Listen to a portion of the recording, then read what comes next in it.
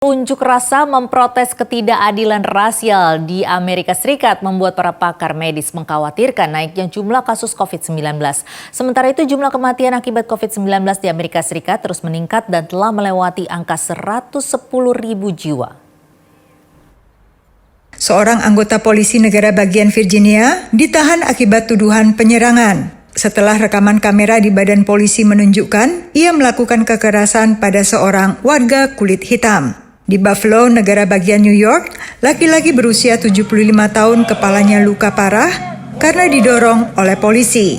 Insiden seperti ini menambah daftar panjang tindak kekerasan polisi terhadap warga Amerika.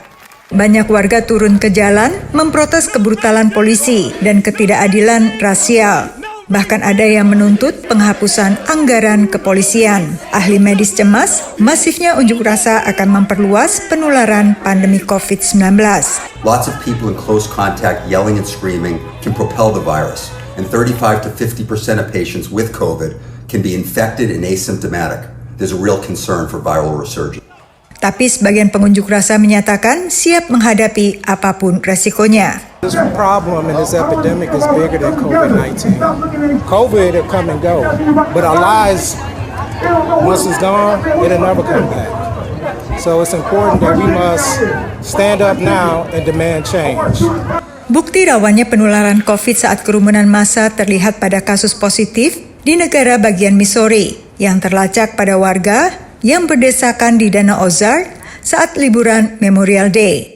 Kasus positif juga meningkat di 18 negara bagian Amerika dan Puerto Rico. Bahkan New York sempat mengalami lonjakan 75%. Namun wali kota New York menolak lonjakan itu akibat unjuk rasa.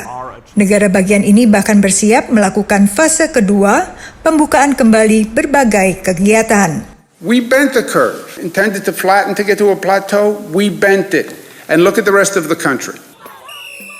Para pejabat dan pakar kesehatan menyarankan para peserta unjuk rasa untuk menjalani tes virus corona dalam waktu 1 atau 2 minggu.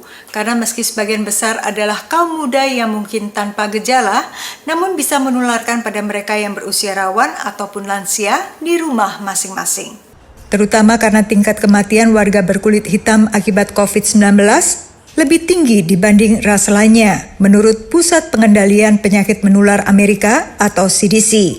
Data menunjukkan ada 92,3 kematian warga berkulit hitam setiap 100.000 penduduk. Sementara Hispanik 74,3, kulit putih 45,2, dan Asia 34,5. If you were out protesting last night, you probably need to go get a COVID test this week because there's still a pandemic in America that's killing Black and brown people at higher numbers. Individuals who are involved in the peaceful protest can get tested and really know their status before they unknowingly spread it. Besarnya jumlah pengunjuk rasa juga berisiko bagi para petugas keamanan. Most worrisome for me in almost no cases were the police or National Guard wearing masks. Some of them had plastic shields, mostly over their helmets. So I had real concern for them standing next to one another in straight lines. Hingga hari Minggu, angka kematian akibat COVID-19 di Amerika Serikat sudah melebihi 110.000 jiwa. CDC memperkirakan jumlah korban meninggal di Amerika akan mencapai antara 118.000 hingga 143.000 jiwa pada akhir Juni. Dari Alexandria, Virginia, Yuni Salim dan tim VOA.